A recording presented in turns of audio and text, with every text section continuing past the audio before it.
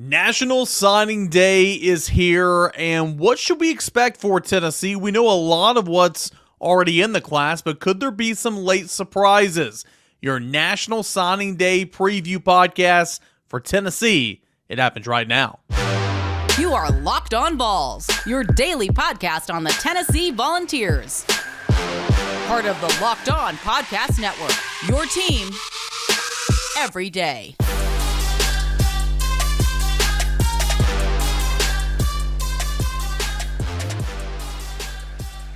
Hey, good Wednesday morning, everybody. Welcome into Locked On Vols. I am your host, Eric Kane. Appreciate you for being here. You can always find me on Twitter at _Kaner and at Locked On Vols. National Signing Day is here.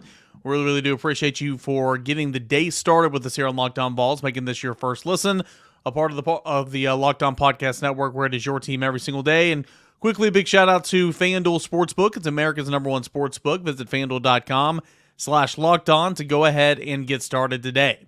All right, so what's in store for Tennessee for National Signing Day? That's coming up in segment 2 and a little bit here in 1 as well. Late commits, question mark. There are some questions heading into the day. We'll get to that in a matter of moments, set the table on what we already know about this signing class in segment 2, and then get Josh Ward's thoughts for Ward Wednesday coming up in segment number 3. All right, so Tennessee late last night around the 9 o'clock Eastern time, Tennessee did pick up a commit. A high school tight end has committed to Tennessee, and that's huge, obviously, because we know about the flip of Jonathan Eccles from Tennessee to UCF. He had been Tennessee's class forever. If memory serves me correct, he was Tennessee's first commit for the class of 2024. Back when the class of 2023 was still the priority. Nonetheless, he was a long-time commit. He flipped from Tennessee to USF a couple weeks ago, and Tennessee, of course, is attacking the transfer portal trying to find a tight end, and they did, and Notre Dame deflection, Holden Stays, but still needed to bring in a high school tight end on scholarship because you need bodies in that room in the worst way. And late last night on a Tuesday night, it was Cole Harrison. Cole Harrison from California has committed to the University of Tennessee. So, Cole Harrison didn't camp an awful lot, all right? Didn't really explode onto the scene as a junior last year, so he's pretty much not well known. He's a 3-star rated prospect by On3, 247, and Rivals.com. 6'6", 215 pounds. He's got a nice build, got a nice frame to put on some more weight. He's not ready to play right now. Of course, will come in, likely be a redshirt freshman, maybe see a little bit of time in mop-up duty, probably won't see any time on special teams, but this is a guy that you hope that, can turn into a player down the line. And it's important, again, we always talk about, who cares? Go make the splashy commits. Go get the splashy guys out of the transfer portal. Well, that's fine. As Tony Vitello once said, you can celebrate all you want. You can be the villains of college baseball, but not before your meat and potatoes, meaning you can't do any of that unless you put in the hard work to earn that respect. Well, meat and potatoes is you gotta bring in a well-rounded class, okay? You can't have deficiencies on your roster, especially from a numbers perspective, and that's kind of where you are at tight end right now. So that's why it's so important that you brought in a high school tight end, committed to Tennessee last night, will sign with Tennessee here today, and by the time you're listening to this podcast, those signees, those national letters of intent, might already be come and gone. Tennessee gets it done early in the morning. In fact, Josh Heupel's press conference to wrap up signing day is scheduled for 1:30 Eastern time. And so typically the last couple of years with the Josh Heupel regime, these have all been done around 9:30, 10 o'clock in the morning. And so it's really it's neat to get it all kind of done and out of the way, but it's gone in the blink of an eye. And of course, there's not a whole lot of anticipation. There's not a whole lot of holding your breath for some surprises. It's not really signing day anymore, unfortunately. But by the time you're listening to this, maybe Cole Harrison and his future teammates have already signed, and this is a little bit outdated. But Cole Harrison did commit to the University of Tennessee late last night. Will sign with Tennessee here on a Wednesday for National Signing Day. Again, he is from California, 6'6", 215 pounds. He'll join a tight end room of Ethan Davis, who's going to be a starter next year, along with Holden Stays coming out of the transfer portal. You have Emmanuel Okoye as well, who's on roster, and that's pretty much it. Now, there was talk of trying to bring in another tight end from the high school ranks, and that was a Kentucky commit in Willie Rodriguez. At the time of this recording, and again, anything can happen, at the time of this recording, it feels like Willie Rodriguez is going to stay in the Kentucky recruiting class. And so, again, maybe he flips on signing day and signs to Tennessee, I don't know. But at the time of this recording, it feels like Willie Rodriguez is going to stick with his commitment to Kentucky. Now, let's quickly shift over to the transfer portal before we get into more signing day notes in segment number 2. Big names still out there, of course. Jalen Farmer, offensive lineman from Florida. Devin Mitchell, defensive back from Villanova. There's a laundry list of names that Tennessee's offered via the transfer portal. But really, two of the ones that Tennessee is channeling in on, trying to get to the finish line here, is Jermon McCoy, defensive back, cornerback, formerly of Oregon State, and, of course, Chris Brazzell, the wide receiver. I think if Tennessee were to close down Chris Brazzell and lock that down and get him to commit to Tennessee, that'd be huge. I think he could be potential number 1 wide receiver type, the former Tulane wide receiver. Got good size, 6'4"-ish, 6'5"-ish maybe if we're being generous. Good size on the outside, runs really good routes. 39 to 40 teams have already contacted him out of the transfer portal, so he is a hot commodity. And Tennessee's kind of right there, kind of at the finish line with a couple other programs, and we will see if Tennessee can close that one down and finish that one out. Jermon McCoy, I feel good about Tennessee getting. I truly do. It's at the time of this recording, it's not done yet, but I do feel good about that one. I like where Tennessee stands there, and we'll kind of have to see as we move on and as Tennessee continues to get more via the transfer portal. Who else could jump in as this window is still open for the next couple of weeks? All right, Tennessee gets Cole Harrison, a tight end from the high school ranks, commits to Tennessee late last night. He will sign with Tennessee on Wednesday. That is some good news. And we'll come back and we'll look at Tennessee in the National Signing Day preview. Kind of where's this class at right now, and what more could we expect? All that and more is coming up next right here on Locked On Vols. Stay tuned. Do want to tell you about our friends over at FanDuel. FanDuel is America's #1 sportsbook. Right now, new customers can get $150 in bonus bets with any winning $5 moneyline bet. That is $150 if your team wins. If you've been thinking about joining FanDuel, there's no better time than right now to get in on all that action. You can take part in the app. It's so easy to use. There's a wide range of betting options, including spreads, which is most commonly referred to as when you think of betting, you're betting against the spread or with the spread.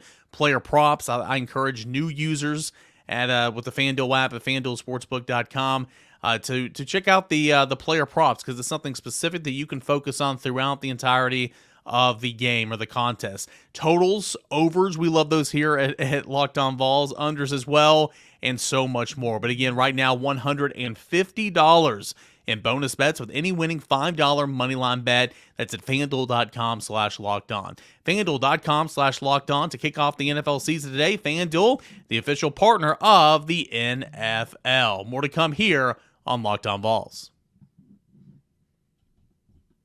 All right, welcome back into Locked On Vols, your team every single day, a part of the Locked On Podcast Network.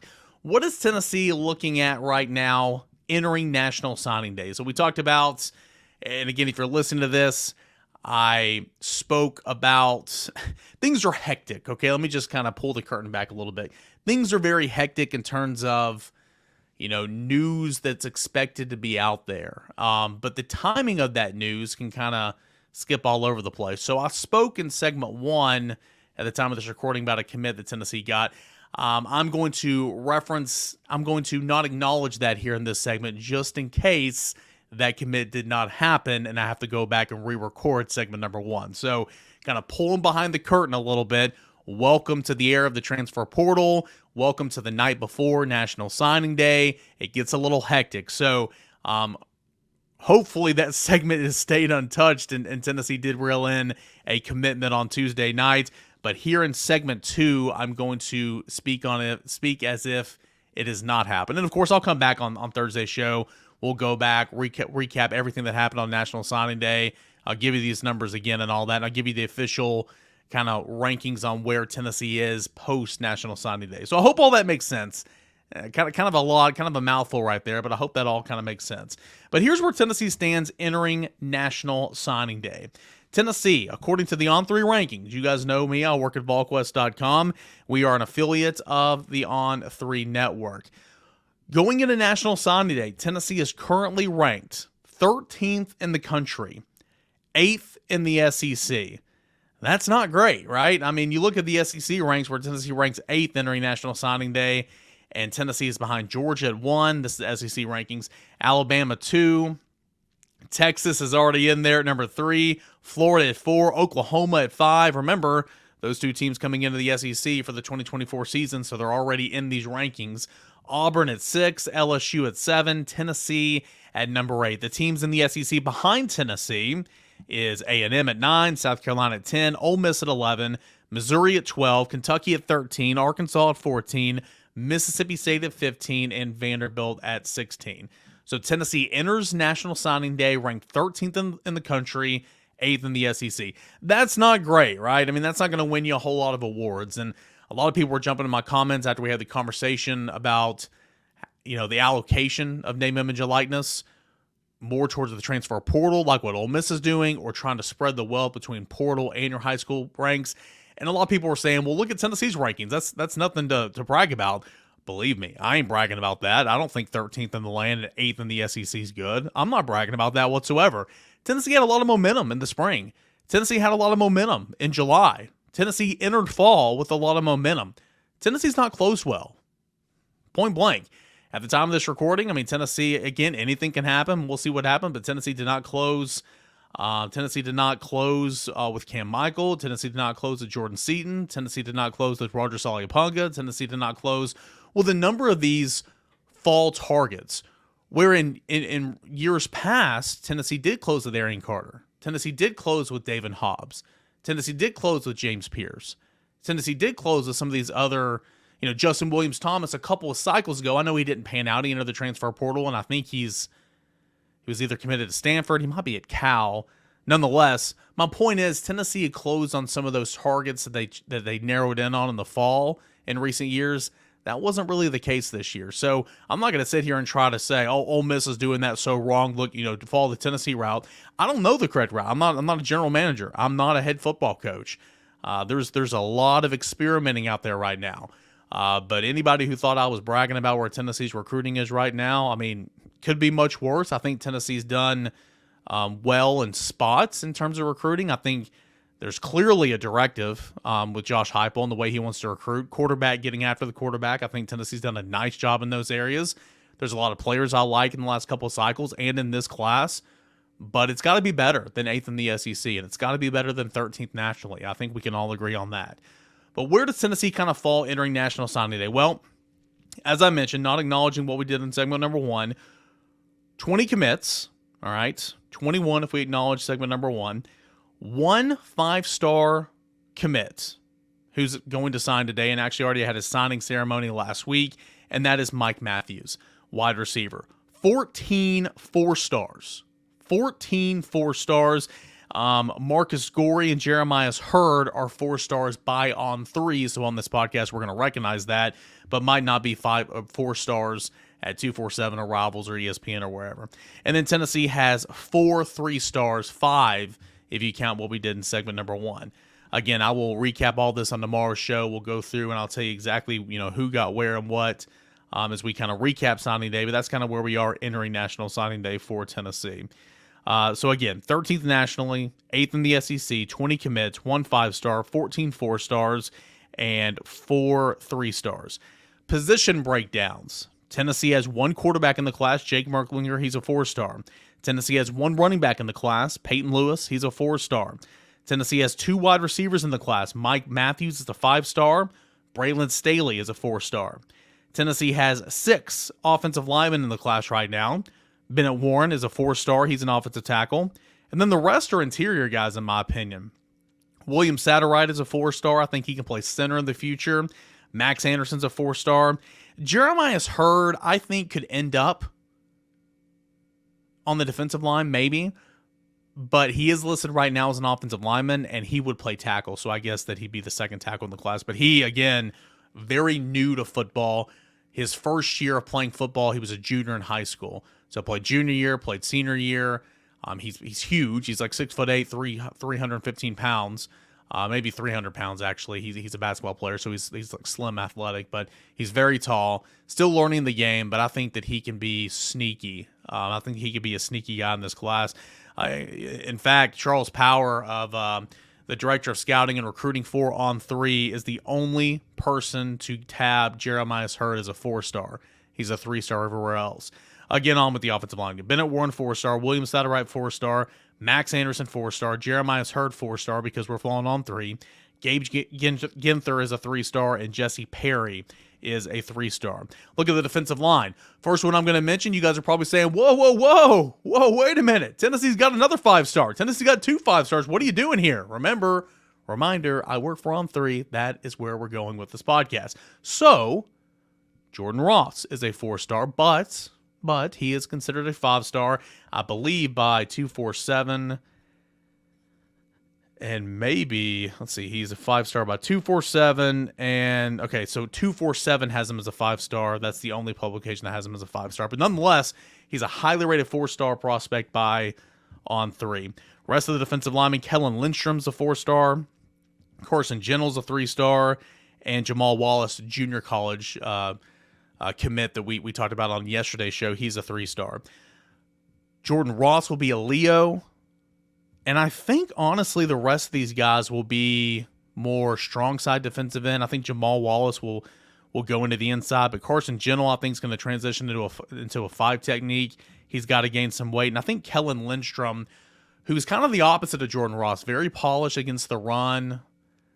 He's kind of raw and getting after the passer, whereas Jordan Ross is great at getting after the passer and kind of raw in terms of his rush defense. So they kind of complement each other that well.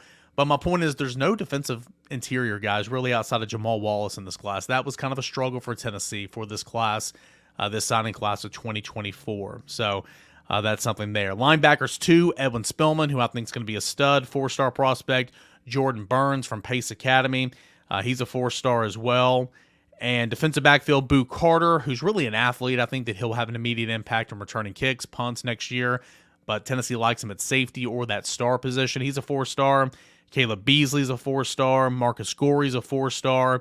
And Idris Farouk is a 3-star.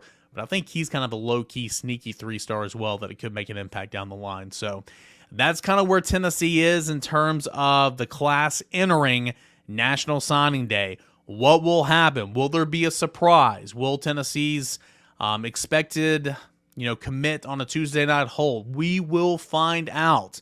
It's an exciting time, even though a lot of the hay's already in the barn, and it's nothing compared to what National Signing Day was just a couple of years ago. That is for sure.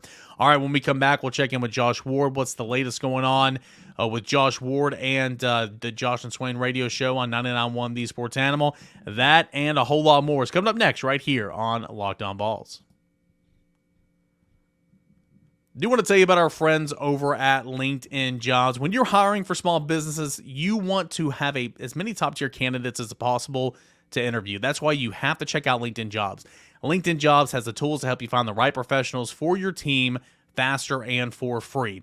LinkedIn isn't just another job board. LinkedIn has a vast network of more than 1 billion professionals, which makes it the best place to hire. Hiring is easy when you have as many quality candidates. So easy, in fact, that 86% of small businesses get a qualified candidate within 24 hours. LinkedIn knows that small businesses wear so many different hats and might not have the time or resources to hire. Thankfully, with LinkedIn, the process is intuitive, quick, and easy. So if you're looking to hire somebody to help you out with your small business, post your job for free at linkedin.com/lockedoncollege. That is linkedin.com/lockedoncollege to post your job for free. Terms and conditions do apply. As we do every single Wednesday, we conclude our show here by having Ward Wednesday. Josh Ward of 99.1 The Sports Animal. Josh, a new day, a lot of new things happening. It's a crazy world in college football right now. Yeah, we've talked about how busy December is, and it has not slowed down. If anything, things have sped up over the last week since we last talked on the show, which I think is great for us. It's interesting for fans. Fans have different opinions.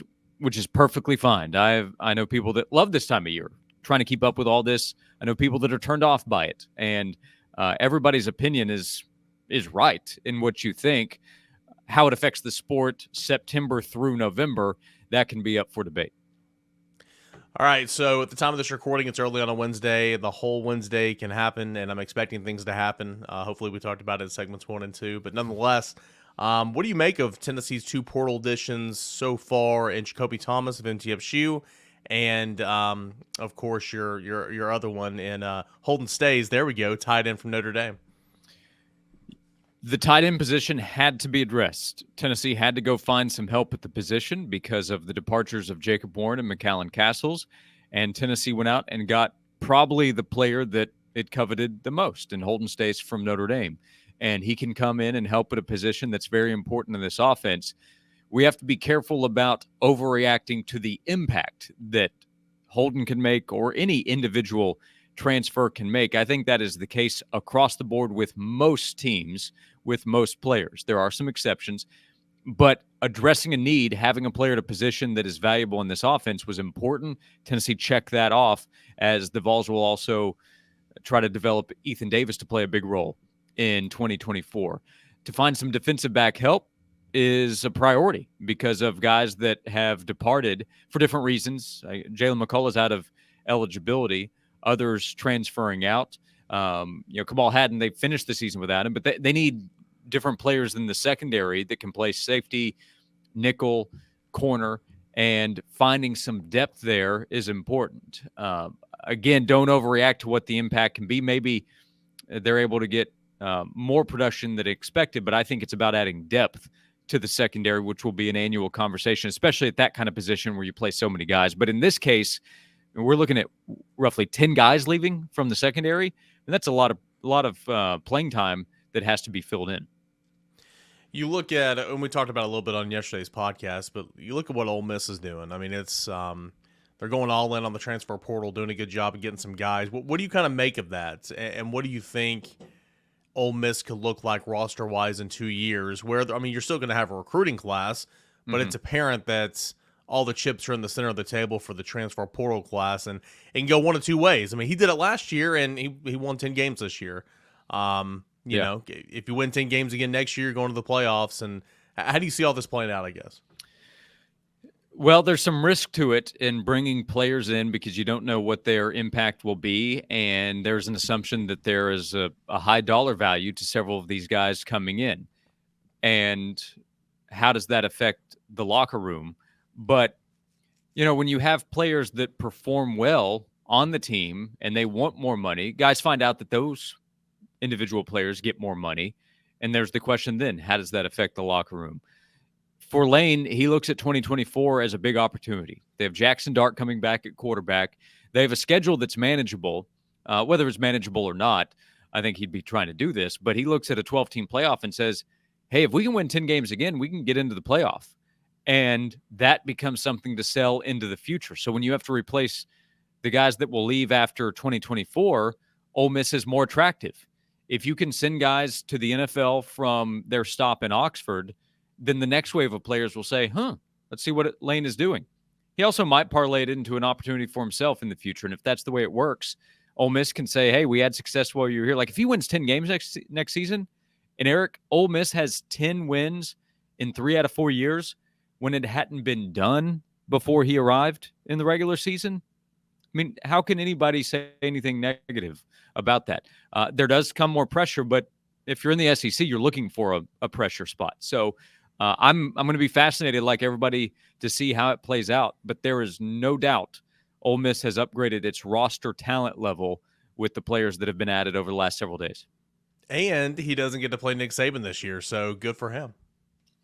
Yeah, I mean, that's part of what I'm saying. Like, you can look at the schedule, and there's no such thing as an easy schedule in the SEC, but I think it's more manageable. I think Tennessee's is more manageable in 2024. Not easy, but easier than some that are playing in the same conference. So Ole Miss has an opportunity, and having a veteran quarterback who's continued to develop in the offense, it's easy to overlook that because of the other players we're talking about. But I mean, that's just the way it works. Can it disrupt the locker room? Sure, but when you have high-priced guys come in, it can disrupt the locker room, or high-profile players if we're talking pre-NIL. By the way, pre-NIL, guys might have found out what some other players might or might not have been getting. I mean, Tennessee's roster last season had a guy that was a backup that was making a lot of money, right?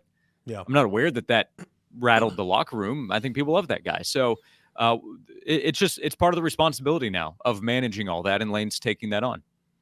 Like, I don't know. I understand the frustrations. And again, we talked about yesterday. Like, I understand the frustrations from some fans who were sitting here and saying, well, look, Lane's getting this guy and this guy and this guy and this guy. Why can't Tennessee do that? Why can't Tennessee do that? Reportedly, Walter Nolan's going to Ole Miss. Like, I think the whole, I'm just using him as an example, like Walter Nolan. I think that would be the worst investment any team could make. Well, I think that would be the worst investment Tennessee could make. Not saying he's not a good player, but like Rodney Garner plays 12 defensive linemen. You want to pay the bank to one guy on the defensive line? That just makes no sense to me. Like Juice Wells would be a really good player in this offense, I feel like. And I would love to see it. I mean, I would love to cover a team with explosive guys out there like Juice Wells. But is he worth $700-800 million? I mean, I don't know. Whatever it is, 8,000 not million. You know, whatever it is, I don't know the number. I'm just saying, if you're asking for all this, I mean, is it truly worth it? Because I can see it ruffling some feathers in the locker room, and I just don't see it being the smartest way to allocate your NIL. Well, those players have to perform. I mean, that's to me what it comes back to is if newcomers come in and the players who are already on the team know that guy's coming in making a ton of money, if he doesn't put the work in, if he doesn't perform and produce results, then others are going to say, wait a minute, why is he getting all this to come in, be a part of this team and not produce? If that guy comes in and works and shows leadership qualities that you would hope a veteran would have, and then goes out there and makes plays, well, then everybody else is going to look and say, okay, that's why he's getting that money. Maybe I need to put that work in. So college isn't professional sports, but it's professional-like. And we've seen in professional sports, high-dollar guys come in, and if they perform, then the team finds results that they're looking for, and the team builds around that. So I think it's similar. So if Juice Wells goes into Ole Miss and performs like 2022, Juice Wells, who was a first-team All-SEC guy, it's a better chance that Ole Miss is able to have the results that it's looking for when it has the other talent around Wells. And yeah, I don't know his personality that well. I've seen a little bit of him on social media, but I don't know how he's going to do when he goes there. But Ole Miss is getting a lot of talk. And also, we can talk about recruiting versus transfer portal, and you have to continue to recruit. But Eric, realistically, Ole Miss can't recruit at the high school level with the big boys it's trying to beat out in SEC play. When Lane Kiffin talked about needing to get better players to compete with Georgia after losing in Athens several weeks ago, he's not going to go get those guys from high school. They're not going to compete with Georgia. They don't have a chance. So this gives Ole Miss a better chance of competing. Plus, there is the known commodity that comes in. These guys are developed. We know what they're capable of. We'll just see how it comes together as a team. All right, last thing out the door. Heard you and Jason talking about this earlier in the week, and it's something I've talked about in years past on radio because it's a really, really good subject. It's a very controversial subject, depending on who you ask, and one that I'm going to cover early next week when I pre-record some of these shows around Christmas. Who's a VFL? You know, I mean, what is a VFL, and who qualifies as a VFL? And if you're here for 4 years and graduate and go on in the transfer portal and finish your college career somewhere else, are you still a VFL? What if you play 4 years somewhere else?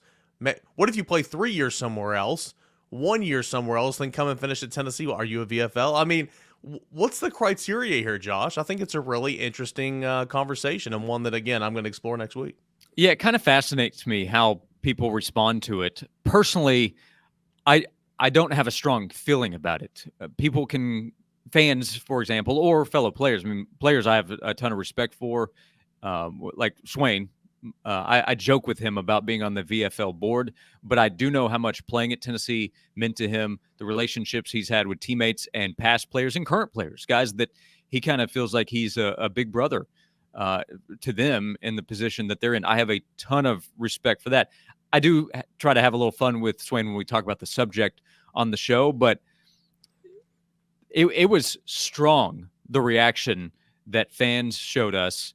We have a text box, and we have social media and a YouTube chat where people can weigh in. And easily the majority said, if you leave us and go finish somewhere else, even if you spent 4 years on campus, you are not a VFL. And but then my favorite caveat to that conversation, and I was texting you about it in real time, and he's your favorite player all time in Tennessee history. You got a guy like Ty Chandler who grew up in Middle Tennessee. Yep. Was here for 4 years. Yep. Did everything he could. Yep. Whenever everything's going down in January of 2021, you graduate and then you go to North Carolina, play well, get an opportunity at the NFL, and now you're still in the NFL. But he left when everything was chaos here and there was no head coach. There was no future. You didn't know what the offense was going to be. But he played 4 years and he graduated. So, like, to everybody that says when you leave, I hear you. But what about a guy like Ty Chandler? Exactly. To me, he's the perfect example because he did everything he could for Tennessee while Tennessee did not do everything for him. I ranted and raved on this show and on my radio show about Chandler is better than he is being allowed to show within this offense. He wasn't the only one, by the way. And I'm taking a victory lap on that. Look at him for the Minnesota Vikings because I had a lot of people tell me, oh, he's overrated. He's not that good. Okay. But those 4 years mean nothing. Here's what I would add to the conversation. You mentioned him being from the mid-state. Let's say in the next couple of years or whenever, Montgomery Bell Academy, where he played, has a big-time 4 or 5-star player that Tennessee has to go get. Do they go to NBA and say, hey, we had Ty Chandler who's starting for the Minnesota Vikings or whatever he's doing. He came here and he succeeded. We helped him get to the NFL. Can they make that sales pitch? If they can, how does he not get to claim to be a VFL? So everybody's entitled to an opinion. I think there's some obvious cases like Henry To'oTo'o, probably not going to be described as a VFL by too many people. Understandable. That class of guys that left after a couple years, totally get it. But somebody who spends 3 or 4 years and then spends an extra year. By the way, Ty had an extra year of eligibility. If not for COVID, he would have just been going on to the pros. Yes, but exactly. So people are entitled to their opinions. I'm fascinated by the response, but I think somebody who spends 4 years, somebody who graduates from the University of Tennessee, that should mean a lot forever. Just a little teaser of the conversation we're going to have early next week. And, of course, you can go back and podcast Josh and Swain. They talked about that on Monday afternoon, who is a VFL and who qualifies as a VFL. Josh, you had to bring up Ty Chandler. You know how I get riled up from the past conversations. It's your boy, man. I mean, Jacob Warren, and then slightly below Jacob Warren is Ty Chandler. I tried to tell everybody. I tried. You did. I remember those practice reports at 6:30 in the morning. Get in the ball. Josh, what's coming up later this week on the Josh and Swain newsletter that everybody can subscribe to for free in these show notes? Yeah. It's free, so check it out. I think you'll like it. Give me a confidence boost by hitting the subscribe button. There's no spam. It comes into your email inbox every Friday morning around 8:45. But a lot of conversation about Tennessee football into the future, as you're talking about on Locked On Vols. Basketball, we're a couple weeks away from the start of conference play. So Ron Slay's thoughts from this week on the sleigh ride with Tennessee beating NC State. So there is a lot happening, covering it on the radio show and in the newsletter. Give Josh Ward a follow on Twitter. He's at Josh_Ward. Josh, thanks so much, dude. Thanks, Eric. All right, we do it every single Wednesday right here on Locked On Vols. Ward Wednesday to conclude a Wednesday show. Been a busy show today. Covered a lot with Josh right there. Of course, covered everything that happened on a Tuesday afternoon regarding Tennessee football. Tomorrow is National Signing Day. When you listen to tomorrow's episode, or when you listen to this episode right now, I guess, a lot of the signings could have already kind of come in. What we're going to do on tomorrow's show is we're going to break down this class, who was what, a little refresher, and tell you everything you need to know about this Tennessee 2024 national signing class. So that's what you had to look forward to, all and more on a Thursday Locked On Vols. Appreciate you guys, and enjoy your Wednesday, everybody.